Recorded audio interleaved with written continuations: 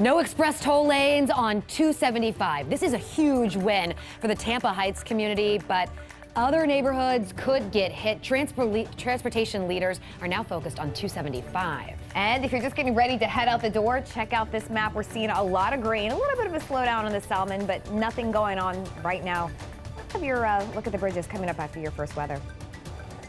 Temperatures nice this morning, waking up with temps in the mid-60s for most of us. But this afternoon, have a look, guys. Upper 80s to near 90. All of this, though, under mostly sunny skies. 90s, wow. Well, how about this? 400 years of slavery sounds like a choice. Kanye West just said that in This Morning. We're going to tell you about the outrage after the hip-hop mogul tries to explain what he was trying to say. And the power is yours on Facebook. The company's rolling out a new way for you to clear your history and control what outside apps know about you. Of course, there is a catch.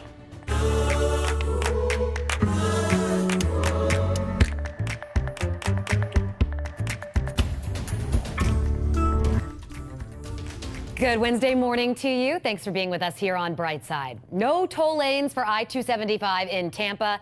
The community is rejoicing. FDOT just told transportation leaders in Hillsborough County. This morning, Brightside's Emerald Morrow is live along I-275. Emerald, there are still some questions about what this is really going to mean for neighbors. Yeah, that's right, Courtney. You know, people who live in this area along 275 in Tampa Heights, Seminole Heights, Ybor City, they are really thrilled to know that FDOT is not going to be adding those toll lanes to their communities that would mostly serve people who don't even live in this area, but there's still a stretch of I-275 under consideration for development. Now, this is all according to the Tampa Bay Times.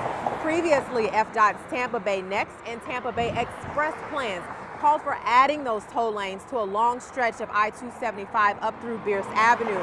Now, it's a move that could have had a very devastating effect on majority-minority communities like Tampa Heights that never fully recovered from the interstate destruction of the 1960s. But now the plan is to focus on I-75. So we could see tolls between areas up north like Bruceby Downs and parts of Pasco County, all the way down through areas of South Hillsborough like Sun City Center. But here is the catch. FDOT might still need land to do some work on Malfunction Junction, and anybody who has driven on I-275 through that part knows what a headache that can be. So we're going to be talking about what this could mean for the community coming up at 6 o'clock.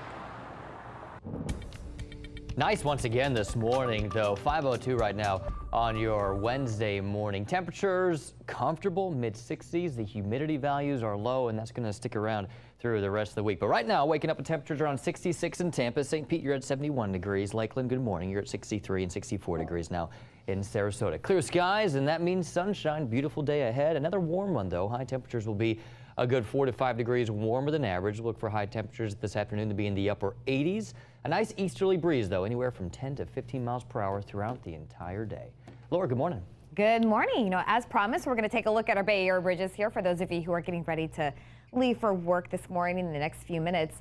The Gandy, the Howard Franklin, and Courtney Campbell are all moving up to speed, so it's going to take you about 8 minutes to cross the Courtney Campbell and the Howard Franklin, and then about 7 to 8 minutes for the Gandy. Just be aware of all that construction on the north end of the bridge as you're making your drive into Tampa, but your commute's looking pretty good right now. So to make that drive from Gandy to I-4 as you're heading northbound on 275, it's at 16 minutes right now. And the Sunshine Skyway looking pretty good. This is a live look here right near the fishing pier on the Sunshine Skyway. It's taking you 15 minutes in both directions between 75 and then crossing over the bridge. This morning we are learning much more about Special Counsel Robert Mueller's threat to subpoena President Trump if he refused to meet with investigators about Russian election meddling. Mueller did agree to give the president a list of questions that he intended to ask. That list, just published in the New York Times, shows investigators are focused on obstruction of justice and the president's ties to Russia. In a tweet, the president calls the leaks disgraceful. The White House is refusing to answer questions. I'm not going to get into the back and forth on matters involving the special counsel. Hearing from Press Secretary Sarah Huckabee Sanders, even if a grand jury subpoenaed the president, he can refuse to answer questions by invoking his Fifth Amendment right against self-incrimination. This morning, the brother of accused Stoneman Douglas High School shooter Nicholas Cruz is back in jail. Deputies say Zachary Cruz violated his probation last month when he was caught trespassing at a Lake Worth school. Officers say Cruz was also driving without a license. Meantime, South Florida prosecutors and the Broward County School Board are both challenging the release of more surveillance video of the Parkland shooting.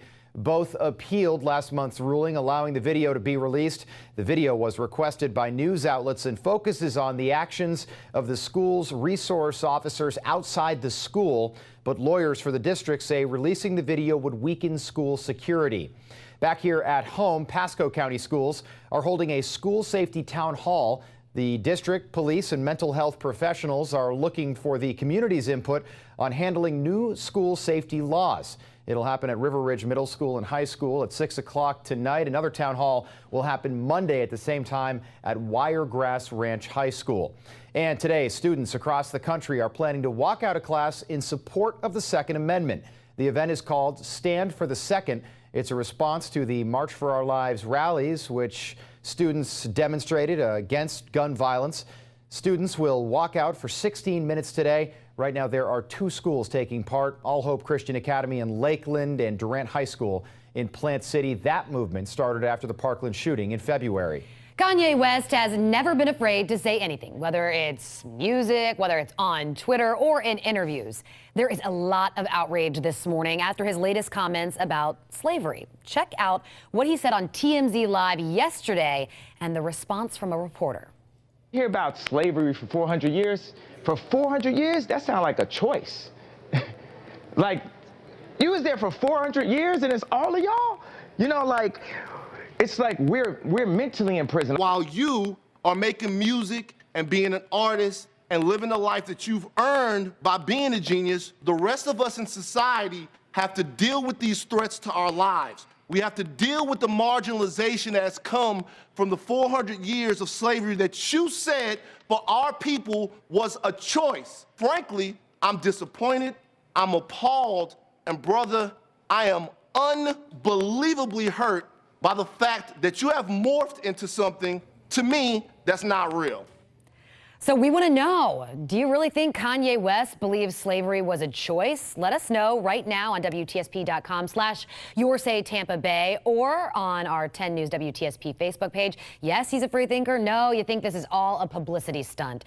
He does have a new album dropping in about a month, by the way. Jenny Dean has, of course, been tracking all of this on social media because, Jenny, this has moved on to social media, playing out there. It has, and Kanye did defend his stance on Twitter. So we want to go ahead and check out what he said right now. He says, the reason why I brought up the 400 years point is because we can't be mentally imprisoned for another 400 years. We need free thought right now. Even the statement was an example of free thought. It was just an idea. Now on Facebook, Elizabeth says maybe he needs to go back in time and let us know what kind of choice they really had, or maybe just go visit the new National African American Museum and learn about history. And Matthias says, stay away from them Kardashians. They change people. I thought Kanye was crazy before Kim, but he's turned into Kelly and Kanye. All right, we want to go back to our question. Does Kanye really believe that slavery was a choice? I'm checking out the results as we speak. 75% of you right now are saying they don't think he really believes it. He's just doing it for publicity, while only 25% say, yeah, Kanye is a free thinker. So we want you to keep voting on this. We're going to keep checking the results throughout the show. All right, Jenny, when a broken immigration system fails, lawmakers have to figure out what to do with people seeking asylum along the U.S.-Mexico border.